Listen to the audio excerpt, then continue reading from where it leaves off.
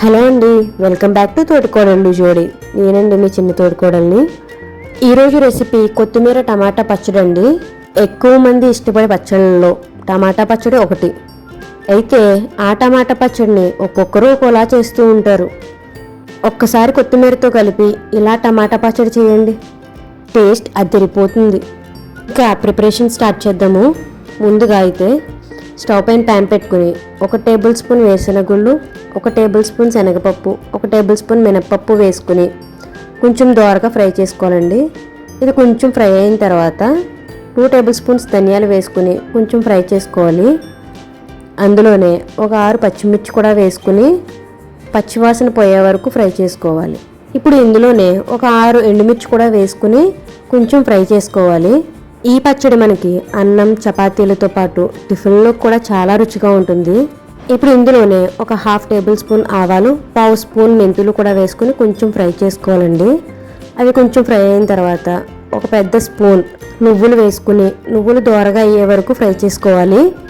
ఇప్పుడు బాగా ఫ్రై అయిన తర్వాత స్టవ్ ఆఫ్ చేసుకుని చల్లారిన తర్వాత ఒక మిక్సీ జార్లోకి తీసుకుని ఫైన్ పౌడర్ కింద చేసుకోవాలి. ఇది ఈ పచ్చడిలో తగినంత కారం కోసం పచ్చిమిర్చితో పాటు ఎండుమిర్చిని కూడా వేసుకోవాలండి. ఈ రెండింటి కాంబినేషన్ చట్నీకి సరికొత్త టేస్ట్ని అయితే ఇస్తాయి. అయితే ఇవి మీ కారానికి తగినట్లుగా అడ్జస్ట్ చేసుకోవాలి. ఇప్పుడు అదే ప్యాన్లో కొంచెం ఆయిల్ వేసుకుని 4 లేదా 5 టమాటాలను మీడియం సైజులో కట్ చేసుకుని వేసుకోవాలండి. ఈ టమాటాలను మూత పెట్టి మీడియం ఫ్లేమ్లో ఒక 5 మినిట్స్ మగ్గబెట్టుకోవాలి. ఎందుకంటే మనకి టమాటాల్లో వాటర్ కంటెంట్ అనేది బాగా ఎక్కువ ఉంటుంది. సో ఇది కొంచెం మగ్గిన తర్వాత చిన్న ఉసిరికాయ సైజ్ అంతా చింతపండును కూడా వేసుకుని ఇందులోనే ముందుగా మనం శుభ్రం చేసి కట్ చేసి పెట్టుకున్న కొత్తిమీరను కూడా వేసుకోవాలి. ఇక్కడ నేనైతే ఒక పెద్ద కట్ట కొత్తిమీరని అయితే శుభ్రం చేసుకుని చిన్న చిన్న ముక్కలుగా చేసుకుని వేసుకున్నానండి. ఈ కొత్తిమీర వేసుకుని కొంచెం ఫ్రై చేసుకోవాలి. ఇక్కడ ఇంకొక చిన్న టిప్ ఏంటంటే మనం కొత్తిమీరని బాగా ఫ్రై చేయకూడదండి. ఈ కొత్తిమీర అనేది మనకి కొంచెం మగ్గితే సరిపోతుంది. ఎందుకంటే కొత్తిమీరలో ఉన్న చెమ్మ అంతా పోతే మనకి పచ్చడి అనేది గుజ్జు గుజ్జుగా రాదండి. సో మనకి కొంచెం చెమ్మ పోయే వరకు మగ్గితే సరిపోతుంది. ఇప్పుడు ఇందులోనే 3 లేదా 4 వెల్లుల్లి రెబ్బలు కూడా వేసుకుని జస్ట్ కొంచెం మగ్గితే సరిపోతుంది, ఫ్రై అవ్వాల్సిన అవసరం లేదు. మనం ఎక్కువగా కొత్తిమీరని వంటల్లో వాడుతూ ఉంటాం, కానీ కొత్తిమీరని వంటల్లో వేయడమే కాకుండా ఇలా పచ్చడి చేసుకుని తినడం వల్ల ఆరోగ్యానికి చాలా బెనిఫిట్స్ అయితే ఉన్నాయండి.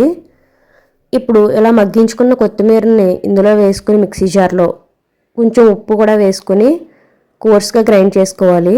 పచ్చడిని అయితే మరీ ఫైన్గా పేస్ట్ చేయొద్దండి. గ్రైండ్ చేసిన తర్వాత ఇప్పుడు అదే ప్యాన్లో కొంచెం ఆయిల్ వేసుకుని ఒక రెబ్బ కరివేపాకు, కొంచెం జీలకర్ర, ఆవాలు, శనగపప్పు, అలాగే ఒక ఎండుమిర్చి కూడా వేసుకుని తాలింపు మొత్తం ఫ్రై చేసుకోవాలి. కొంచెం ఈ తాలింపుని ఫ్రై చేసిన తర్వాత మనం గ్రైండ్ చేసిన పచ్చడిని ఇందులో వేసి ఫ్రై చేసుకోవడమేనండి.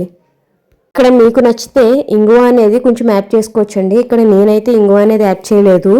ఇప్పుడు ఈ పచ్చడి మొత్తాన్ని తాలింపులో వేసుకుని లైట్గా ఫ్రై చేసుకుంటే సరిపోతుంది. అంతేనండి, పచ్చడి అయితే రెడీ అయిపోయింది. ఈ పచ్చడి మనకి చల్లారిన తర్వాత ఒక 8 జార్లో తీసుకుని రీఫ్రిజిరేట్ చేసుకున్నట్లయితే మనకు 2 వీక్స్ వరకు స్టోర్ అయి ఉంటుంది. చూసారు కదండి, ఎలాంటి రెసిపీస్ అయినా చాలా సింపుల్గా చేయాలి అనుకుంటే మన ఛానల్ని సబ్స్క్రైబ్ చేసుకోండి. ఈ వీడియో మీకు నచ్చినట్లయితే ఒక లైక్ చేసి మీ ఫ్రెండ్స్ అలాగే ఫ్యామిలీస్ కూడా షేర్ చేయండి.